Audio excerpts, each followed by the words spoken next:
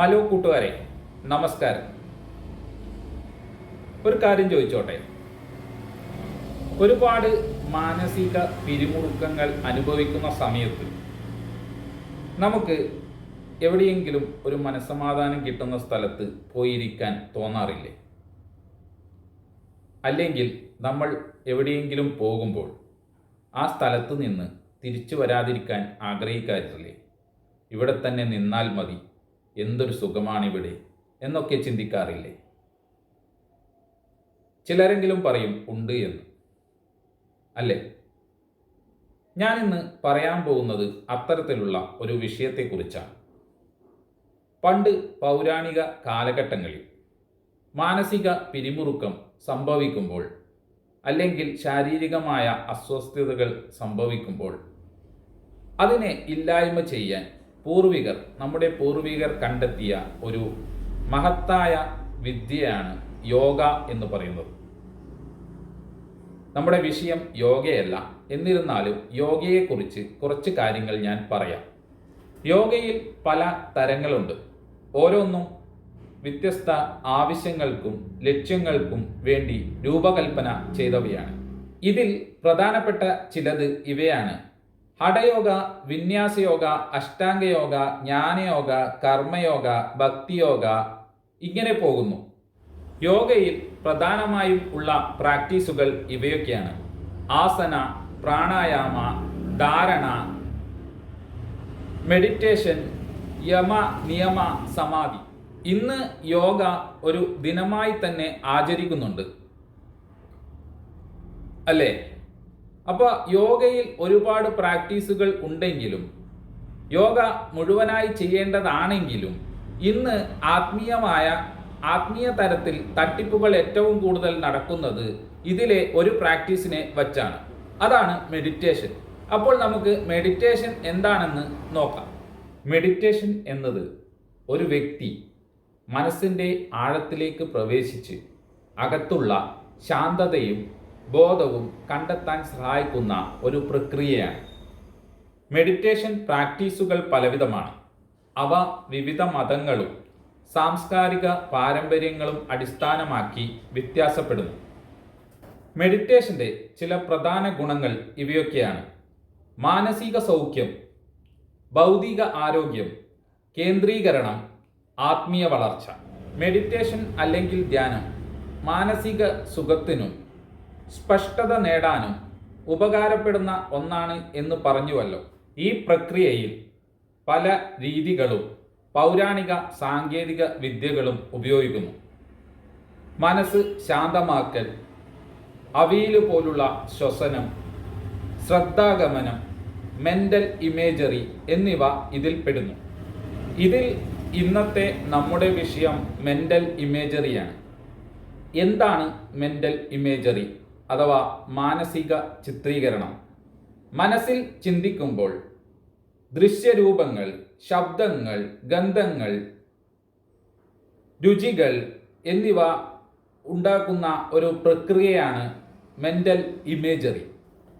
ഈ പ്രക്രിയ വ്യക്തികൾക്ക് അവരുടെ ലക്ഷ്യം നേടാനും ഭയങ്ങൾ അതിജീവിക്കാനും ആത്മവിശ്വാസം വർദ്ധിപ്പിക്കാനും ശാരീരികവും മാനസികവുമായ പ്രയാസങ്ങൾ അകറ്റാനും വളരെ സഹായകരമാണ്. അതുകൊണ്ട് തന്നെ ഈ പ്രക്രിയ പലരും പല രൂപത്തിൽ ഉപയോഗിക്കുന്നു. കായിക താരങ്ങൾ അവരുടെ പ്രകടനം മെച്ചപ്പെടുത്താൻ ആശയത്തിൽ വിജയകരമായ സൃഷ്ടികളും വീക്ഷണങ്ങളും സൃഷ്ടിക്കുവാൻ ഇത് ഉപയോഗിക്കുന്നു. PTSD, post traumatic stress disorder പോലെയുള്ള മാനസിക പ്രശ്നങ്ങൾ നേരിടുന്നവർക്ക് മെന്റൽ ഇമേജറി ഉപയോഗിക്കുന്നത് വഴി അവരെ ശാന്തമാക്കാനും സുരക്ഷിതമാക്കാനും ഇത് ഉപയോഗിക്കുന്നുണ്ട്. ചില വിദ്യാഭ്യാസ മേഖലകളിൽ വിദ്യാർത്ഥികളുടെ പഠനശേഷി വർദ്ധിപ്പിക്കാനും ബുദ്ധി വളർച്ച ഉണ്ടാക്കുവാനും മെന്റൽ ഇമേജറി ഉപയോഗിക്കുന്നുണ്ട്. മെന്റൽ ഇമേജറിയിൽ കാണപ്പെടുന്ന ദൃശ്യങ്ങളും രൂപങ്ങളും യാഥാർത്ഥ്യമല്ല, എന്നാൽ അവ മനസ്സിൽ ബോധ്യമായ രൂപത്തിൽ കാണപ്പെടുന്നു. ഒരു ഉദാഹരണം പറയാം. നിങ്ങൾ രാത്രിയിൽ ഉറങ്ങുമ്പോൾ സ്വപ്നം കാണാറുണ്ട്. യാഥാർത്ഥ്യമായിട്ടല്ലേ നിങ്ങൾക്ക് തോന്നാറുള്ളത്. പക്ഷേ ഉറക്കമെണീറ്റാലോ അത് യാഥാർത്ഥ്യമല്ലതാണ്. ഏകദേശം അതുപോലെ തന്നെ ഇമേജറിയിൽ സൃഷ്ടിക്കുന്ന ദൃശ്യങ്ങൾ, രൂപങ്ങൾ, ഗന്ധം, സ്പർശം ഇവയൊക്കെ വ്യാവഹാരിക ലോകത്തിൽ ഉള്ളവ പോലെ തന്നെ ആയിരിക്കുമെങ്കിലും അവ മനസ്സ് സൃഷ്ടിക്കുന്ന വെർച്വൽ അനുഭവങ്ങൾ മാത്രമായിരിക്കും. ഇങ്ങനെയൊക്കെയാണ് കാര്യങ്ങളുടെ സത്യാവസ്ഥ. എന്നിരുന്നാലും മെഡിറ്റേഷൻ, മെന്റൽ ഇമേജറി എന്നീ പ്രക്രിയകൾ ഉപയോഗിച്ച് ആത്മീയ തലത്തിൽ ഒരുപാട് തട്ടിപ്പുകൾ നടക്കുന്നുണ്ട്. നിങ്ങൾ ഒരുപാട് പരസ്യങ്ങൾ യൂട്യൂബിലും ദൃശ്യമാധ്യമങ്ങളിലും കണ്ടിട്ടുണ്ടാകും. മെഡിറ്റേഷൻ ചെയ്യൂ, ഇന്നത് നേടാം, ഇന്നത് സാധിക്കാം, ഇന്ന കാര്യം ഒഴിവാക്കാം, ഇന്ന കാര്യം നേടാം, കാമുകനെ കണ്ടെത്താം, ഭർത്താവിനെ കണ്ടെത്താം, അങ്ങനെ പല തരത്തിലുള്ള ആത്മീയ ബോധം ഉയർത്തിയെടുക്കാം, ദൈവത്തെ കാണാം, ദൈവത്തോട് സംസാരിക്കാം, വേറെ ലോകങ്ങളിൽ പോകാം, വേറെ ഗ്രഹങ്ങളിൽ പോകാം, ഇങ്ങനെ പല തരത്തിലുള്ള പരസ്യവാചകങ്ങൾ നിങ്ങൾ കേട്ടിട്ടുണ്ടാകും. ഇതൊക്കെ ഇങ്ങനെയുള്ള പ്രക്രിയ ഉപയോഗിച്ച് ഉണ്ടാക്കുന്നതാണ്. ഇതൊന്നും യാഥാർത്ഥ്യമല്ല, വെറും പരസ്യവാചകങ്ങൾ മാത്രം. ചെയ്താൽ ഗുണമുണ്ടോ എന്ന് ചോദിച്ചാൽ ഗുണമുണ്ട് താനും. അപ്പോൾ ആരും അവിശ്വസിക്കുകയുമില്ല. പൈസ ഒരുപാട് സമ്പാദിക്കുകയും ചെയ്യാം. ഇങ്ങനെയുള്ള മേഖലകളിൽ വർക്ക് ചെയ്യുകയാണെങ്കിൽ പൈസ ഒരുപാട് സമ്പാദിക്കുകയും ചെയ്യാം. മെഡിറ്റേഷനിലുള്ള മെന്റൽ ഇമേജറി ഉപയോഗിച്ച് അവരുടെ ആഗ്രഹങ്ങൾ അവർക്ക് സാധിപ്പിച്ചെടുക്കാൻ സാധിക്കുമെന്ന് ഞാൻ മുന്നേ പറഞ്ഞു. പക്ഷേ അത് ആത്മീയ തലത്തിൽ ഉള്ള ഒരു കാര്യമല്ല. നിങ്ങളോട് ഒരാൾ പറയുകയാണ്, നിങ്ങൾക്ക് നിങ്ങളുടെ ഇഷ്ടദേവനെ കാണാം, സംസാരിക്കാം എന്നൊക്കെ പറയുകയാണെങ്കിൽ നടക്കുന്ന കാര്യമാണ്. പക്ഷേ അതെന്താണ്? യാഥാർത്ഥ്യമല്ല. മനസ്സ് ഉണ്ടാക്കുന്ന ഒരു വെർച്വൽ അനുഭവം മാത്രമായിരിക്കും അത്. ഇതാണ് മെന്റൽ ഇമേജറി അഥവാ മെഡിറ്റേഷനെ കുറിച്ച് ഞാൻ ഇന്ന് പറയാൻ ഉദ്ദേശിച്ച സത്യാവസ്ഥകൾ.